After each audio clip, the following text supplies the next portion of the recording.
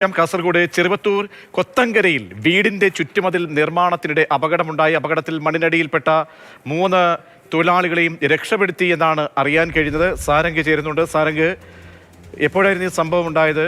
എങ്ങനെ അപകടം ഉണ്ടായി എന്നാണ് മനസ്സിലാക്കാൻ കഴിയുന്നത്? മണ്ണിടിച്ചിൽ ഉണ്ടായത് എങ്ങനെയാണ്? എത്ര തൊഴിലാളികൾ ഉണ്ടായിരുന്നു? എത്ര പേരാണ് അപകടത്തിൽപ്പെട്ടത്? അവരെ രക്ഷിക്കാൻ കഴിഞ്ഞു സാരംഗ്?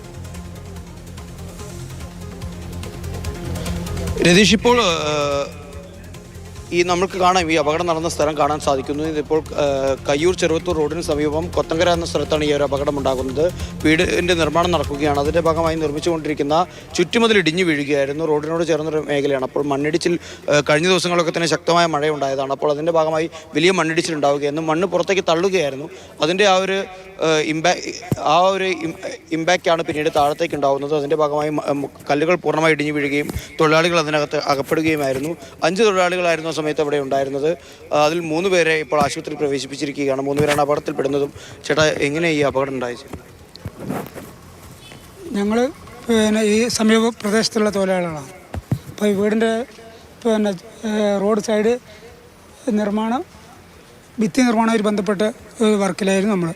അപ്പോൾ ഇപ്പം കുറച്ചു കാലം മുന്നേ ഒരു മഴ തുടങ്ങിയ സമയത്ത് തന്നെ ഈ മഴവെള്ളം വന്ന് കംപ്ലീറ്റ് ആ ചുമര് ഇടിഞ്ഞ് വീഴുകയും ആ കല്ലൊക്കെ ഈ വീടിന് ചുമരിൻ്റെ ഭാഗത്തേക്ക് ഒരു വല്ലാതെ ഒരു ഭീതിതമായ രീതിയിലേക്കായിരുന്നു എല്ലാം സംഭവിച്ചിരുന്നത്.